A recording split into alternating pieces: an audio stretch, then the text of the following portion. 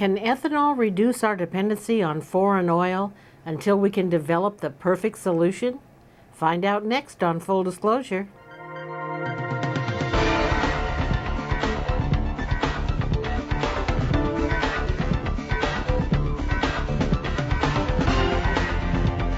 The legislature for a number of years has been saying, ever since MTBE got phased out, that we needed to shift from a hydrocarbon to a more fuel diversified approach to providing this very important element for the people of California. The governor took the tack of hydrogen. You've heard him talk about the hydrogen highway. Well, the hydrogen highway is a ways off. It's not practical today. And the infrastructure required to make it practical means you got to build new facilities all over, plus you got to have the cars to run through them. So because the gas price has spiked up so, as we've seen down in Southern California and across California, you got to have a solution today.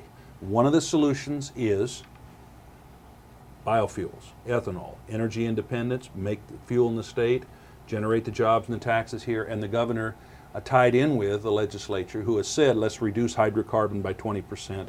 Biofuels is a way to do that, and the two have come together. So how is ethanol produced, delivered, and used? We asked Mr. Jones to describe the commercial process of mixing ethanol with gasoline. Ethanol doesn't go through the pipelines from the refinery like gas does. Most of the refineries in California are on the coast, Martinez up by San Francisco and what have you. That is piped into the interior of California, and then it comes to what we call a rack, where the trucks come in and pick it up and then take it out to the gas stations and what have you. There's a rack just outside of Fresno, they call it a rack. We deliver the ethanol to that rack and just splash blend it in the tank. So if you've got a 1,000-gallon tank of gasoline, you put in 950 gallons of gasoline and 50 gallons of ethanol. What it does is extends the amount of fuel that we have, and it provides an opportunity for that fuel that we do have to burn hotter, which is a requirement for the fuels in California to have less particulates in the air.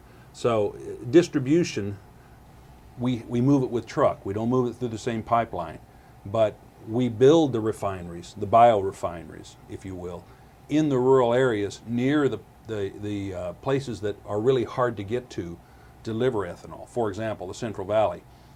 You don't see 110-car rail units of ethanol coming into the Central Valley. There's only one place to unload those, and that's Southern California.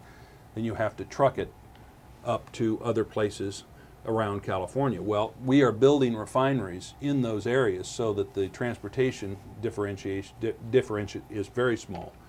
Plus, because the cows are up in those areas, then unlike the Midwest, where they historically have made most of the ethanol, they have to dry down the distiller's grain, the wet distiller's grain that comes out of those plants.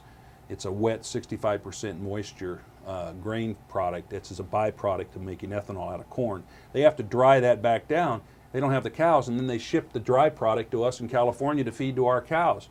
We're using the infrastructure that's already there but that the railroads have developed just to move the corn to California. It's coming anyway to feed the cows. All we're doing is intercepting it, taking out the ethanol, sending the wet product onto the cows so that the corn trains that you see coming through California then are a carrier for the fuel and the feed for the cows instead of just feed for dairy cows. It now, when you see those 110-car unit trains of corn, you can think that's a fuel train.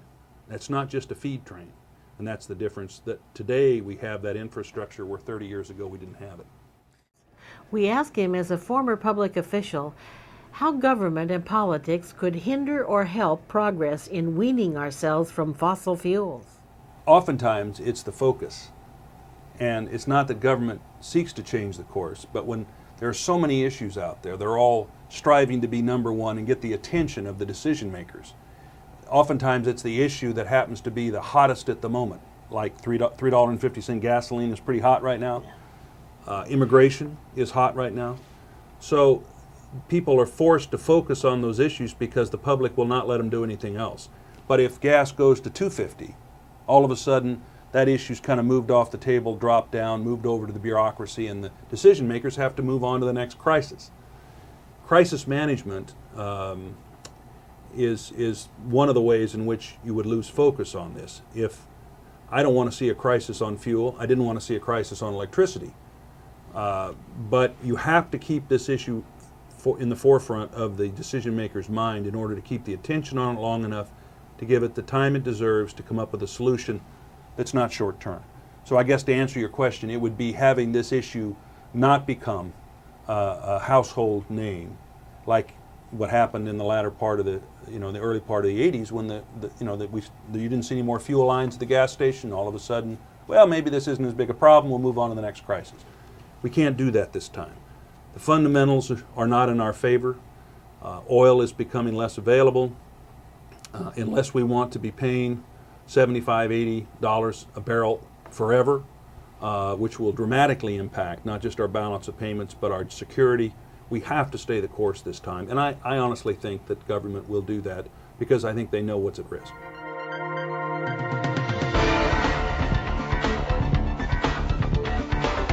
If you'd like to see this entire interview, you can purchase this program by clicking on the Buy Our Program link on the top of this page.